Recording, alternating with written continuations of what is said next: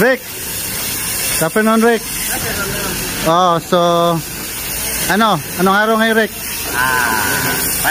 Friday, so February 23, 2024. O meron magpapa-shoutout? Oh, si Cotter pala, si Joseph. Okay. MPF Mechanical Engineer natin. Sino pa? Saka si Glenn Salazar sa warehouse natin. Sino pa? Si Owen. Si Owen. Owen Piloto. Mechanical Engineer natin. Di yung yung mga kasama natin dito. Usapin natin. Robin. So yung helmet niya pang international pang international. Saan project yan? Sa Malaysia? Sa Malaysia mo yan? O Singapore? Ito mga engineers natin engineers natin. San Jose, pambata ng San Jose. O sino sa shoutout mo? Sino?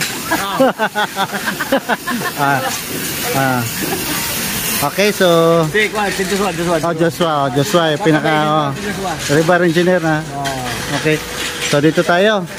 Okay, so pakita natin, Rick. Pakita natin. Yan ang pouring guide. Yan ang pouring guide.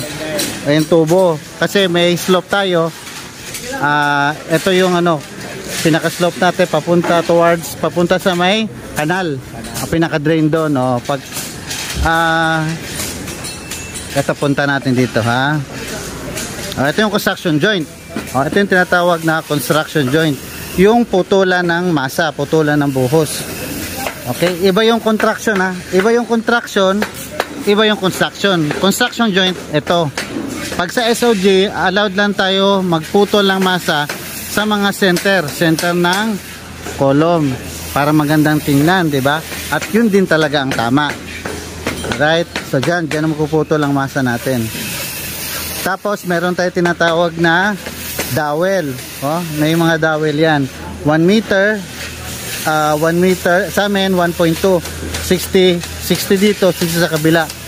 Yung mga construction joint dowel. Alright, tapos yan yung pinakasakla na yan yung pouring guide. Tapos ito yung sinasabi ko na since etong slab on grade namin o slab on ground, hindi to kasama sa moment assisting frame ng building. So disconnected siya. Nilagyan namin ng styrofoam or EPS.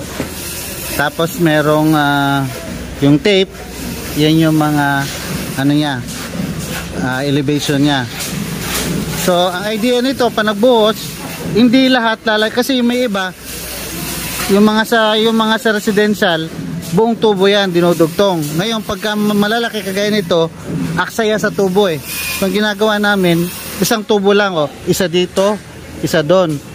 Tapos yun na ang habang pupunta rito yung buhos, sumasabay rin yung tubo, hinihila na lang. Okay, so tapos merong dito, may dumaan na rebar. Break yung spacer natin, ilan yung concrete spacer? 40 mm, tama, no? Tapos may polyethylene tayo. Etong PE sheet, other word ng polyethylene ng PE sheet is vapor barrier. Ito yung laser natin. Laser siya para sa para checking ng elevation. Kagaya Yun, meron siyang meron siyang metro sand, tapos tinitingnan nila yung red light ng laser. Meron nandito si Engineer Eric, yun yung QC engineer. Ito yung surveyor namin, nag-reading sila. Ito yung tinatawag na internal punch list. Siya ang QC engineer ng contractor namin. Sine-check niya, mag-issue siya ng punch list. Tapos tsaka sa amin ibibigay. Kami ang owner representative So pag na-close out na yung punch list nila na internal, kami nila Ricky naman ang mag-inspection. Tapos kami rin ang mag-a-approve para nasa buhos. Okay, so yun ang setup Tapos may ilaw. Yung mga ilaw sina-set up na. Okay, Rick, so tingnan pa natin. Mamaya Rick, mamaya buhos ito, Ha? Oo, around mga 70 cubic. 70. Rick. Ay, sir. Oh. Okay na? Okay na inspection natin? Oh. Oh. Gulong ano, may nagtatanong sa akin. May nagtanong? Ano daw?